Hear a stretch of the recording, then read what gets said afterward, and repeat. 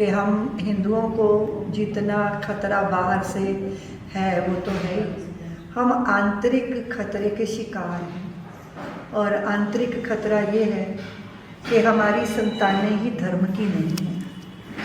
इससे बड़ा किसी जाति, समाज, कुल, परंपरा या राष्ट्र का कोई बहुत बड़ा संकट, इससे बड़ा संकट नहीं हो सकता। क्योंकि जैसे अभी आपने कहा कि चिंतन का कोई आधार ही नहीं है, लेकिन हम क्यों कंफ्यूज हैं मुझे समझ नहीं आती। क्योंकि धर्म ग्रंथ हमारे वो भारी स्पष्टता के साथ हैं। का मतलब अर्थ, धर्म, काम, मोक्ष, 4 पुरुषार्थ की वो बात करते हैं। ये जो समाज में भ्रांति है कि भाई हमारा बच्चा सिर्फ इसी लायक थोड़ी हो जाएगा, उन्हें पता ही नहीं है कि धर्म का अर्थ एकाकी होना, एकांगी होना, एक पक्षीय होना नहीं है। वो सर्वतोमुखी विकास है। करुणा, वीरता के साथ साथ संसार की दौड़ में शामिल होना, पर भीतर से अविचलित बने रहने का आध्यात्मिक आधार है। बिल्कुल ठीक है। अगर आप देखोगे तो हमारे जितने भी अवतारी पुरुष हुए हैं, शूरवीर हुए हैं, साधु महात्मा हुए हैं, जिन्होंने विचारधाराओं, संप्रदायों के भी निर्माण किए हैं, लेकिन वो कहाँ रुके, कहाँ ठहरे, वो कहाँ मुखापेक्षी रहे या कहाँ इतने अंतर्मुख हो गए कि उन्होंने बहिर् यात्रा संपन्न नहीं कर पाई।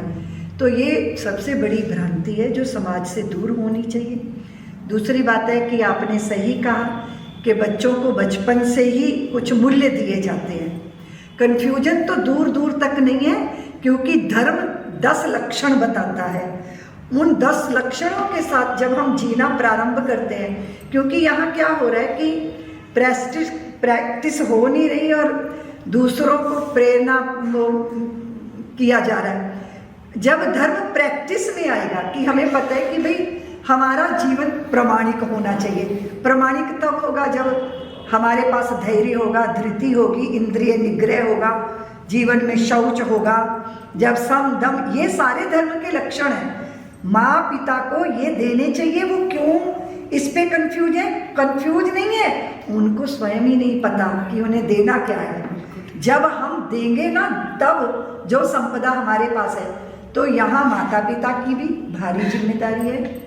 और जो आपने कहा कि संध्या गुरुकुलम चला के, दूसरा ये कि पैरों पे खड़ा करना, स्किल डेवलपमेंट होना, ये भी बहुत ज़रूरी है। पहले तो हमारे यहाँ लोहार का बेटा लोहार, कुम्हार का बेटा कुम्हार, उसको परंपरा से सब मिलता था और उसमें किसी तरह कोई द्वंद्व नहीं था। पर अब तो बहुत विचित्र अवस्थाएं हैं।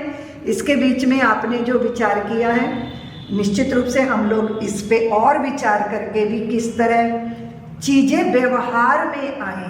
बिल्कुल ठीक कह रही है। क्योंकि अगर व्यवहार में नहीं आएंगी तो मैं अभी जो चर्चा कर रही थी, बिल्कुल ठीक थी वो चर्चा, वो बिल्कुल कोरे आदर्शवाद की बातें होती हैं। बिल्कुल ठीक बात है। सबको पता है, जो कहने वाला है उसको भी पता है, जो सुनने वाला है उसको भी पता है। बिल्कुल ठीक कह रही है। क्योंकि उस कसौटी पे कौन खरा उतरेगा।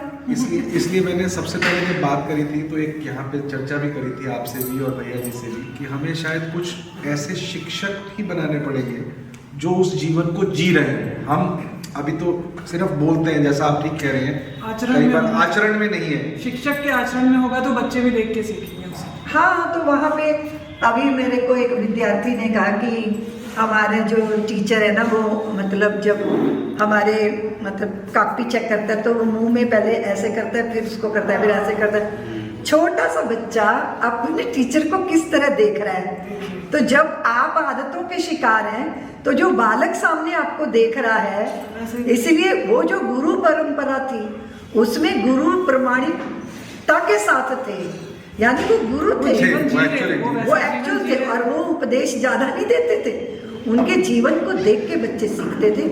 लेकिन हम बड़े विचित्र से युग में हैं। इसमें स्वर्ण युग बीत गया, पर स्वर्ण रेणु है जिसे हमने चुनना है।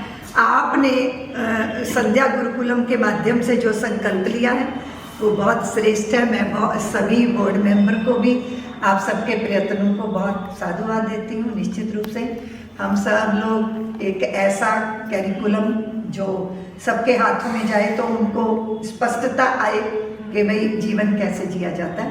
और इसके लिए हमारे पास बहुत बड़ा वाङ्मय है। इसके लिए हमारे पास इतनी संपदा है कि शायद दूसरों के पास तो ये है ही नहीं। झूठ और असत्य के बल पर चलने वाले लोग दुनिया में छा गए और हम अमृत लिए बैठे हैं, पर ना स्वयं उससे परिचित हैं ना दूसरों को परिचय करा पा रहे हैं। बड़ा चैलेंज है, आपने इसे स्वीकार किया, हम सब मिलकर इसे पूरा करें। धन्यवाद, बहुत बहुत धन्यवाद।